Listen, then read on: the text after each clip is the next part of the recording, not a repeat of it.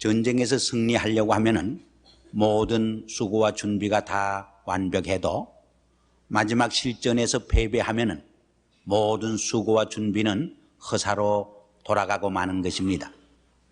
물론 하나님이 함께 하시고 역사해 주셔야 하는 것입니다.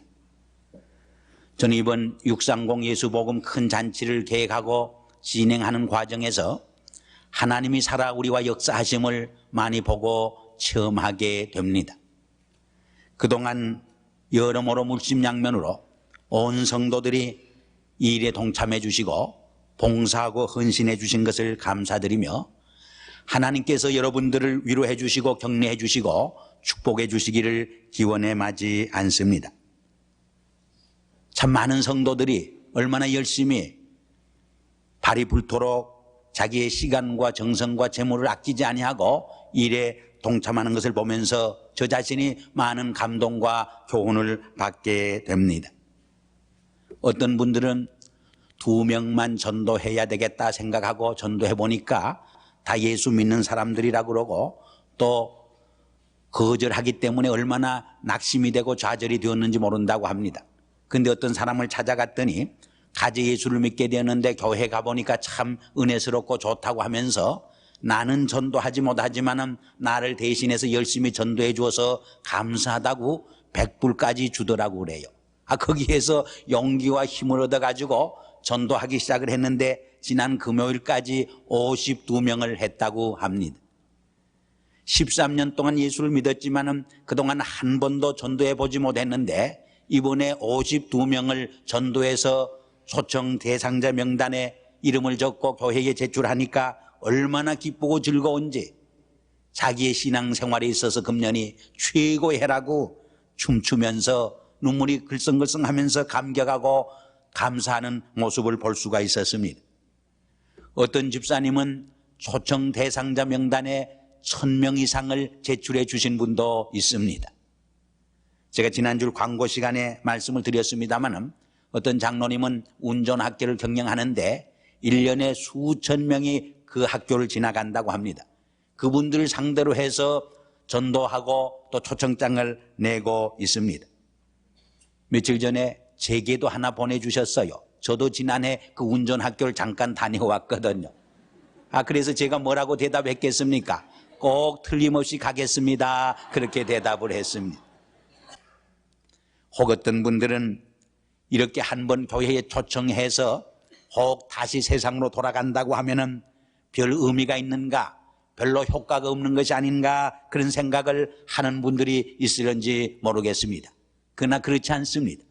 안 믿는 분들이 처음 교회에 발을 들여 놓는다고 하는 것은 그의 생애에 있어서 대단히 중요한 삶의 전환점이 되어질 수 있습니다. 혹 과거 예수를 믿다가 낙심이 되어서 세상길로 가는 분들이 다시 주의 존전으로 성전으로 나와서 예배에 참여한다고 하는 것이 얼마나 중요한 의미를 지니게 되는지 모릅니다.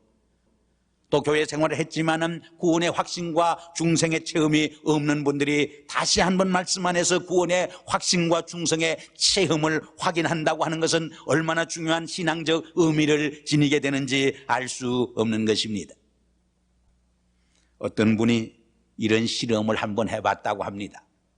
쥐새끼 실험을 했는데 쥐새끼를 낳아서 어미쥐가 그 새끼쥐의 젖을 먹일 때 그 젖에다가 레몬 주스를 발라줬다고 합니다. 아마 그 새끼쥐가 순놈이었던 것 같습니다.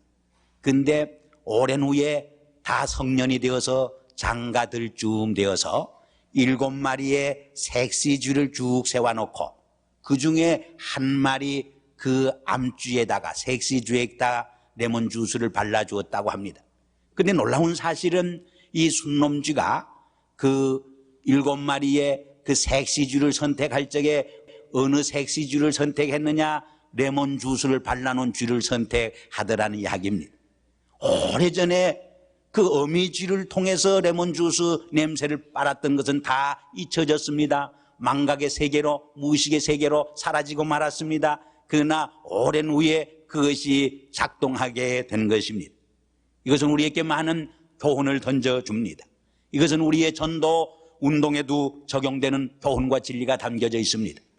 한 번 안 믿는 심령에게 복음의 씨를 뿌리게 될 적에 아무 효력이 없는 듯 생각하기 쉽습니다. 한 번 믿지 않은 영혼이 심령이 주의 존전에 나온다고 하는 것이 그렇게 큰 의미를 갖지 못하는 것처럼 우리가 생각하기 쉬운 것입니다. 그러나 그렇지 않습니다. 어느 땐가 그가 신앙을 필요로 하고 하나님을 필요로 할 때에 기독교 복음과 기독교 신앙을 선택하고 결단하게 된다고 하는 것입니다. 한 번 뿌려진 복음의 씨가 언젠가는 열매를 거두고 수확을 거둘 때가 반드시 오게 된다고 하는 것을 우리는 명심해야 하는 것입니다. 그러므로 우리는 때를 얻든지 못 얻든지 더 한 심령이라도 주님께 인도하기 위해서, 더 많은 영혼을 그리스도께로 인도하기 위해서 우리가 힘쓰고 노력하고 기도하고 간절한 마음으로 초청을 해야 할 줄 압니다. 저는 요새 수요일마다 전도 간증 시간을 갖는데 얼마나 저 자신이 은혜를 받고 또 도전을 받고 큰 교훈을 받는지 모릅니다. 지난 수요일엔 두 분이 전도 간증을 했습니다. 뭐 좋은 일이니까 이름을 대어도 상관이 없는 줄 압니다. 정삼순 전도사님 33년 동안 일본에서 교포 생활을 했기 때문에 한국말이 좀 서툽니다. 늘 일본 사람들 상대로 해서 전도하고 성경 공부를 가르쳤는데 이번 기회는 오히려 한국 사람들 향해서 교포들을 향해서 복음을 전가할 수 있게 되니까 오히려 감사해서 전도를 시작했는데 700명 이상을 전도해서 초청 대상을 제출해냈습니다. 우리 김원필 집사님 전도 못할 것 같은데 이번에 보니까 전도할 것 같은 사람은 오히려 못하고 전도 못할 것 같다 한데 얼마나 잘하는지 몰라요. 그분도 간증하는데 들어보니까 그저 5명이라고 하니까 이 친구 저 친구 친구가 많으니까 데려오면 되겠다 했는데 네 분이 의논하는 가운데 100명쯤은 해야 되지 않겠느냐 그렇게 의논을 했다는 거예요. 그래서 조금은 염려되고 근심이 되더라는 거예요. 그러나 기도하는 중에 생각하는 중에 하나님께서 지혜를 주시더라고 하는 이야기입니다. 2가지 지혜를 하나님께서 주셨는데 내 발 앞에 있는 분들에게 전도하라는 것이었습니다. 가게를 운영하다 보니까 전도하러 나갈 시간도 없습니다. 그러나 가게에 제 발로 찾아온 사람에게는 왜 전도 못하겠습니까? 처음에는 가게에서 전도하면은 사업에 지장이 생기지 않을까 그런 생각을 했는데 오히려 정반대로 하나님께서는 2중 3중적인 축복을 허락해 주시는 것을 발견하고 깨달았다는 거예요. 예를 들면 운동구점을 경영하는데 그 골프대가 한 1,500불까지 한다고 그래요. 그거 하나 사면은 보너스 선물 하나 주니까 그러면서 6월 30일 날 예수복음 큰 잔치가 있는데 좀 와 주실 수 있습니까? 하고 이름을 쓰라고 하면 다 기꺼이 쓰더라는 거예요. 거기에서 자신감을 얻어가지고 한 사람 한 사람 전도하기 시작했는데 100% 다 응답을 해 주시더라는 거예요. 뿐만 아니라 그분들이 나가서 그 집에 갔더니 친절하고 또 보너스 선물까지 주더라고 광고까지 선전까지 해서 많은 카스토머가 찾아오더라는 거예요. 또 예수 믿는 사람은 찾아와서 나도 예수 믿는데 당신도 예수 믿느냐고, 이왕이면은 예수 믿는 가게에 와서 앞으로는 물건을 사야 되겠다고 예수 믿는 카스토머를 얻게 되었다는 것입니다. 또 안 믿는 사람들도 와서 예수 믿는 사람이라고 하는 것을 알고서는 적어도 바가지는 씌우지 않겠구나 신뢰감을 가지고 많이 찾아오게 되어서 사업에도 하나님께서 오히려 축복해 주시는 것을 경험할 수 있었다고 하는 내용의 간증이었습니다. 이분이 운동을 하다 보니까 운동회원이 되어 있습니다. 무슨 골프하는 회나 정구하는 회의에 찾아가서 그 모임에 가서 와달라고 초청을 하니까 모두들 아주 쾌히 오겠다고 이렇게 응낙을 해 주시더라고 하는 이야기를 들었습니다. 사실 우리가 노력하지 않아서 그렇지 우리가 노력하면 얼마나 하나님께서 지혜도 주시고 방법도 주시고 능력도 주시고 용기도 주시고 새로운 힘을 우리에게 더해 주시는지 알 수 없습니다.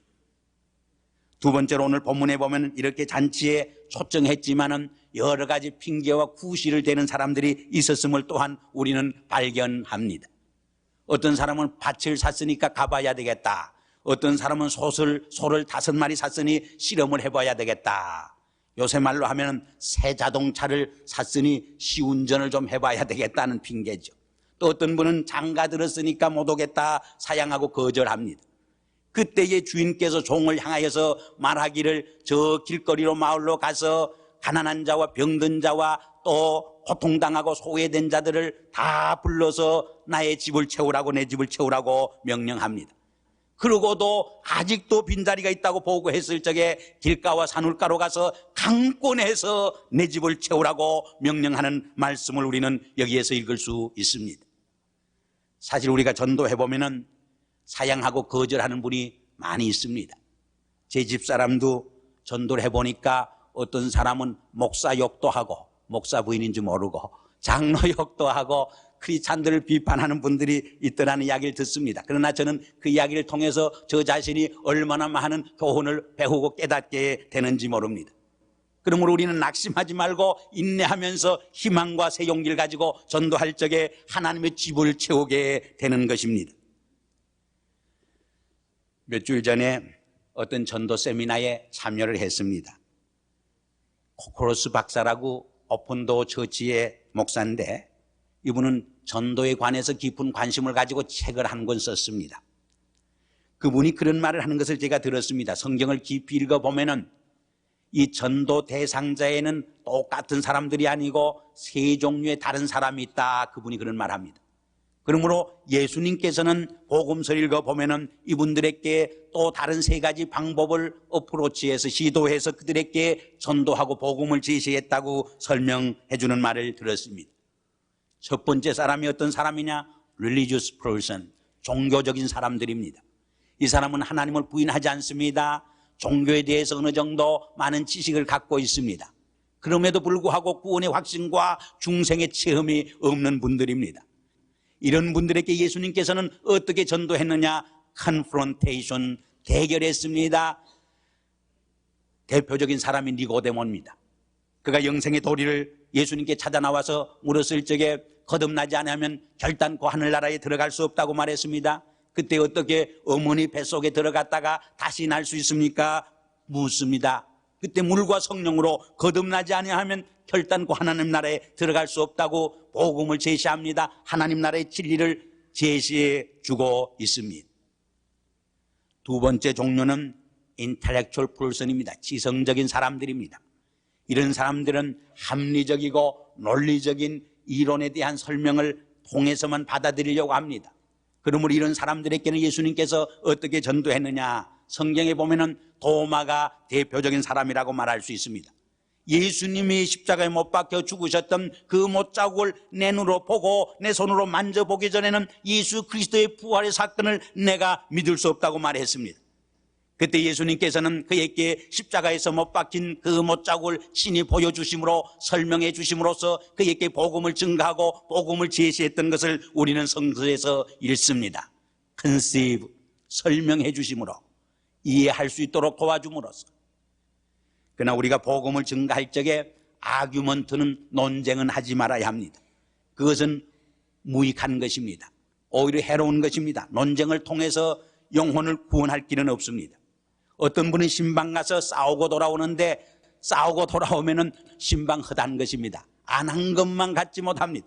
우리가 복음을 증가할 적에 논쟁할 필요는 없습니다. 그러나 지성적인 사람들에게는 합리적인 논리적인 설명을 통해서 복음을 이해할 수 있도록 최선을 다해서 힘을 쓰고 노력을 해야 하는 것은 틀림없는 사실입니다.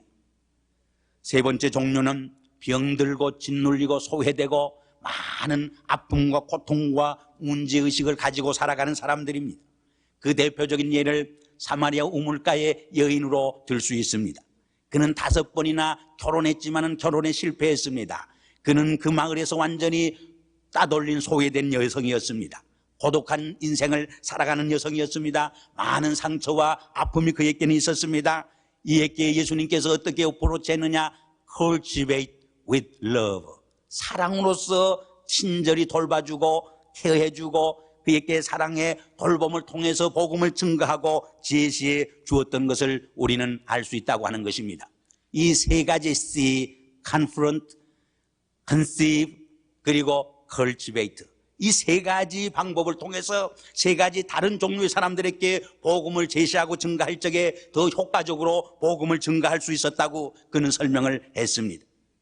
그런데 그분이 한 가지 빠뜨린 것이 있는 것을 오늘 본문을 통해서 우리는 읽을 수 있습니다. 그것은 사랑의 강권을 통해서 와 보라고 한 영혼 한 심령을 그리스도에게로 이끌어내는 방법, 이머전스 어프로치를 그는 알지 못하고 빠뜨린 것 같습니다. 우리가 성경 읽어보면은 빌립이 나다나엘에게 전도할 때도 그가 받은 그 놀라운 경험과 중생의 체험을 그에게 말하기를 와 보라고 사랑의 강권을 통해서 예수님께 이끌어낸 것을 볼 수 있습니다. 사마리아 우물가의 여인도 주님을 만나고 잃어버린 삶의 꿈과 이상을 되찾고 그의 삶 속에 말할 수 없는 기쁨과 평화와 샬롬을 체험하게 되었을 적에 그 물동이를 버려두고 마을로 뛰어들어가서 내가 메시아를 만났다고 소리치면서 그 동네 사람들을 향하여서 와 보라고 외쳤던 모습을 우리는 읽어볼 수 있는 것입니다. 제가 어려서도 많이 봤고 요새도 종종 봅니다마는 부모들이 어린 아이들에게 약을 먹일 때 보면은 아이들은 약을 먹지 않으려고 뱉습니다. 그저 입을 다뭅니다. 그러면은 강제로 스푼에다가 약을 떠가지고 부모들이 둘이 그저 목을 잡고 얼굴을 잡고 강제로 입에다가 약 숟갈을 떠넣는 것을 봅니다.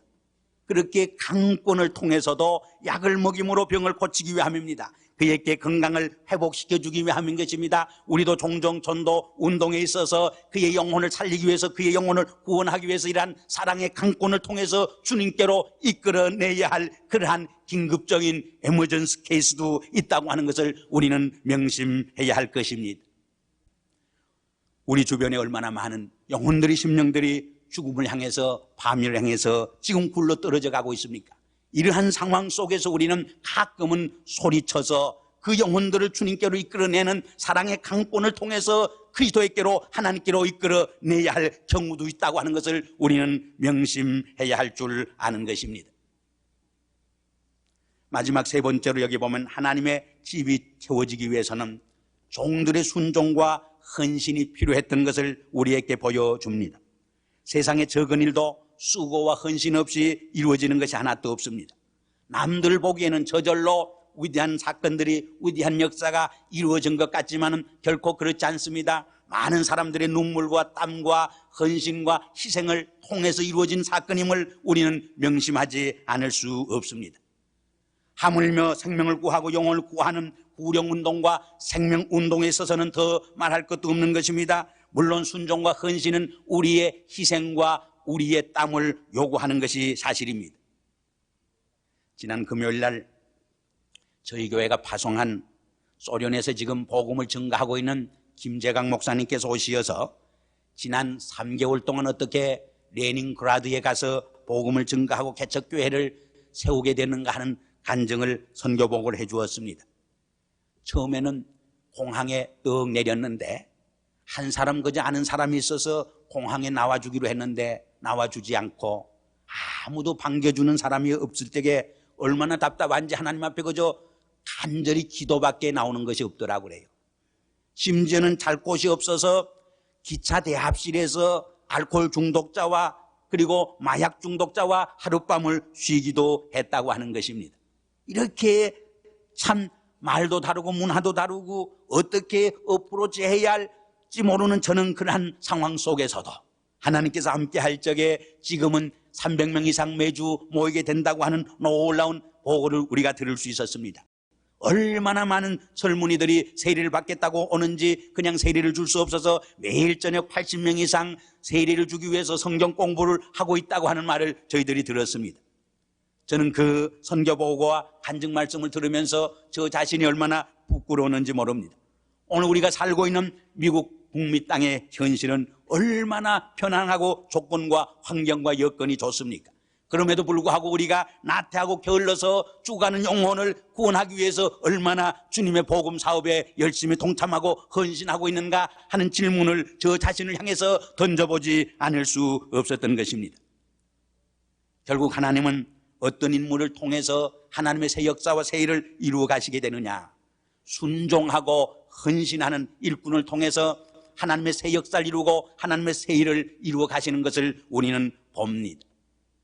옛날 사울 임금님이 순종할 때 하나님이 그를 들어서 이스라엘의 위대한 지도자로 세워주셨습니다. 그러나 마지막에 그가 불순종할 적에 그를 폐하고 순종하는 다윗 임금을 세워서 이스라엘의 새 임금이요 새 지도자로 세워주신 것을 우리는 성경에서 읽을 수 있습니다.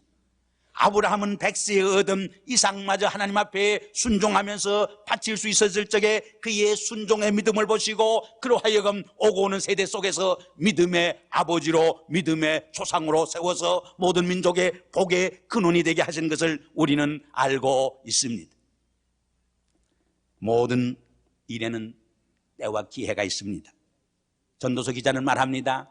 심을 때가 있고 거둘 때가 있다고, 사랑할 때가 있고 미워할 때가 있다고, 구원할 때가 있고 심판할 때가 있다고 말합니다. 오늘 이 시대는 참으로 복음을 증가하고 복음의 수확을 거둬들일 수 있는 좋은 기회요 때라고 말하지 않을 수 없는 것입니다. 우리는 이 기회를 최선을 다해서 선용함으로 하나님께서 우리에게 맡겨준 이 선교적 사명을 최선을 다해서 순종함으로 헌신함으로 감당하는 저희들이 되어야 할 줄 압니다. 사실 지난 18년 동안 우리 교회 역사를 살펴보면은 얼마나 하나님께서 우리 교회를 크게 축복하시고 또 인도해 주셨는지 알 수 없습니다. 그러나 좀 냉철히 비판을 해보면은 고긴경 목사님의 훌륭한 인격과 덕망과 또 그분의 은혜스러운 설교에 의해서 많은 믿는 분들이 이렇게 많이 몰려와서 가장 큰 교회를 형성했다고 말할 수도 있습니다. 정말 우리 한 성도 한 분 한 분이 믿지 않는 영혼들을 복음을 증거해서 예수 그리스도께로 이끌어내서 복음의 열매를 맺게 함으로 우리 교회가 크게 되고 부흥된 점에서는 미약하지 않은가 그런 생각을 저는 해보게 됩니다. 이번 기회야말로 그동안 우리가 빚진 복음의 빚을 갚는 기회가 꼭 될 수 있어야 하겠습니다.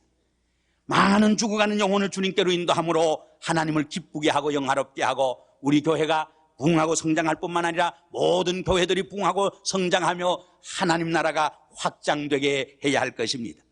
이 전도 생활을 통해서 우리 한 분 한 분이 신앙적으로 성장하고 성숙하는 은혜와 축복이 깃들기를 바라는 것입니다. 그리하여 전도하는 분들이나 또 전도를 통해서 영혼 구원을 받는 모든 분들이 예수 복음 잔치를 통해서 놀라운 영생의 축복에 참여하는 기적이 역사가 꼭 일어나기를 주 이름으로 기원합니다. 기도하시겠습니다. 아버지 하나님 감사합니다. 지난 18년 동안 저희 교회에 축복해 주신 하나님의 사랑과 은총을 생각할 때에 많이 비서도 다 감사할 길이 없습니다.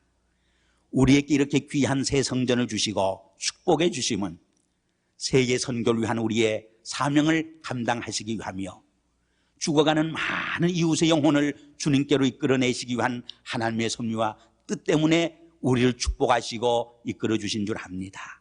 아버지의 주님의 뜻과 섭리에 순종하는 저희들이 되게 하여 주시고 우리의 순종을 통하여 하나님을 기쁘게 하고 영화롭게 하며 많은 죽어가는 영혼을 살려내는 놀라운 역사가 꼭 일어날 수 있도록 우리를 붙들어 역사하여 주시옵소서.